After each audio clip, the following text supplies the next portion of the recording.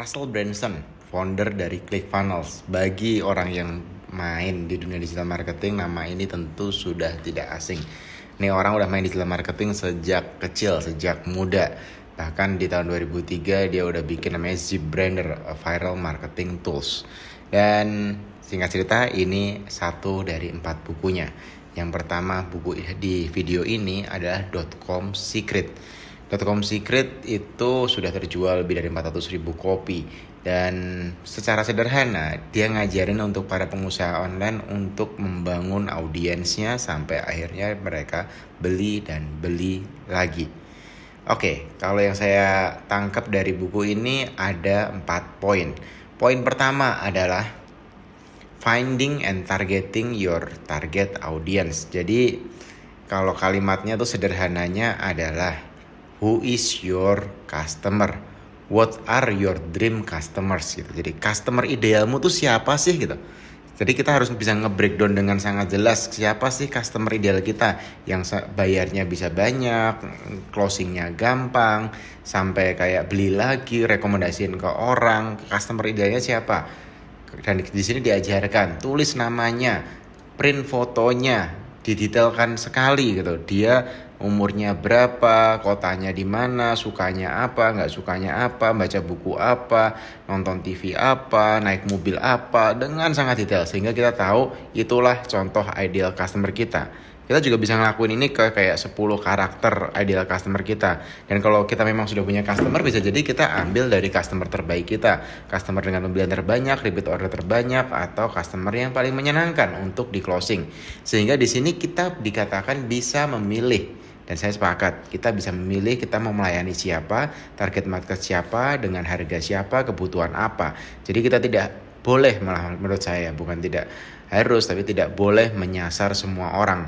Kalau produk kita masih untuk semua orang, kita akan kebingungan sendiri saat memarketingkannya. Contoh bahkan ketika kita ngomongin mie instan sekalipun tuh ada target marketnya.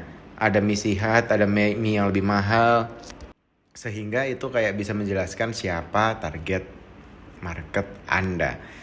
Print fotonya, di sini dijelaskan. Print fotonya, tempel dan bikin penjelasan dengan sangat detail siapa target market Anda.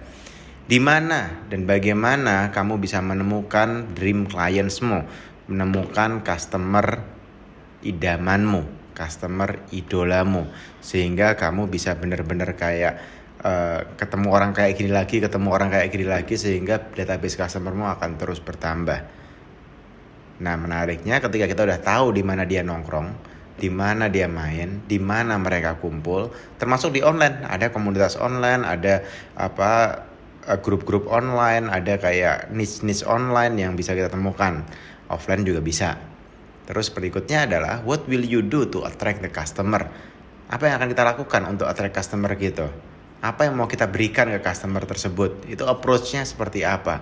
Nah, di sini diajarkan cara approach adalah funneling.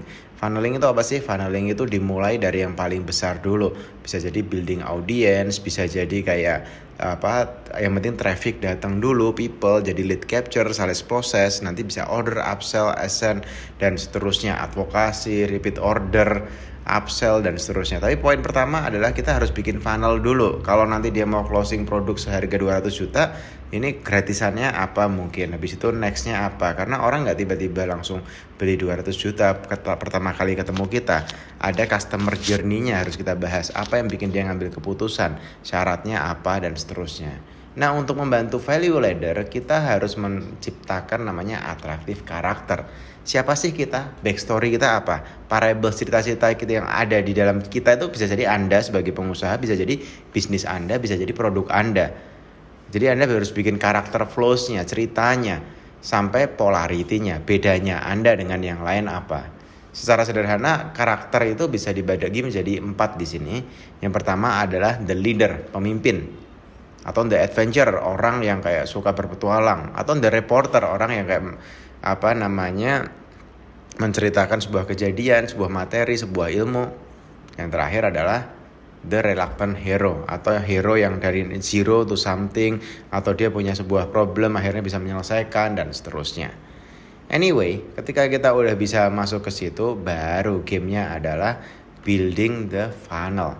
Sebenarnya di sini saya ngelihat bahwa building the funnel itu bikin value ladder tadi, produk dari paling murah sampai paling mahal, dan juga build a better customer relationship. Artinya ketika kita menjual itu bukan berarti kan mayoritas sales yang kita temui adalah service stop after sales happen.